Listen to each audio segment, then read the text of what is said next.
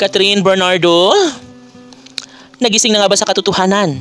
Sadyang ibinabasura na lang niya ba ang kanyang pangako na si Daniel Padilla lamang kanyang mamahalin habang buhay? Well, naiintindihan naman ng taong bayan si Catherine Bernardo. Alam ng lahat na sobrang masakit para sa puso ni Catherine Bernardo dahil nga sa mga nagawang mga pagkakamali ni Daniel Padilla sa kanilang relasyon.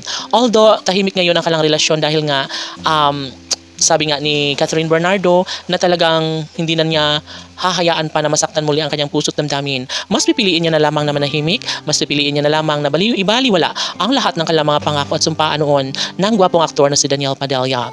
Well deserved ni Catherine Bernardo ang lumigaya kahit wala si Daniel Padilla. Ngunit ito ang laging may tatanong ng taong bayan na kaya-kaya agad na makalimutan ni Catherine Bernardo ang lalaking sa kanya tunay na nagmamahal at nagpapaligaya sa buhay ni Catherine Bernardo.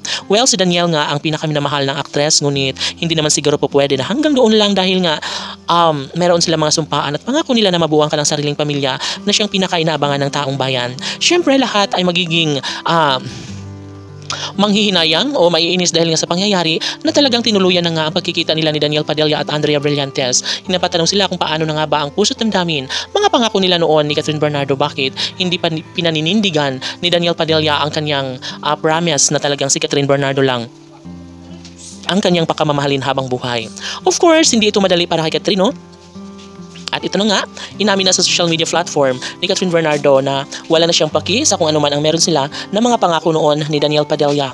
Wala na siyang pakialam kung maghahari pa rin ang inis, no? Para sa kanilang mga puso't damdamin. Sabi nga ng netizens na dapat na iwanan na lang ni Catherine Bernardo si Daniel Padilla dahil kung mahal talaga siya, bakit nagagawa pa niya na kaliwain, nasaktan ang puso't damdamin ni Catherine Bernardo? Bakit si Andrea Brillantes pa rin ang laging sinasabi at nasa puso ni Daniel Padilla? Siguro nga ay ito na nga ang mahal ni Daniel Padilla at si Andrea Brillantes na nga ang kanyang pakamamahalin habang buhay.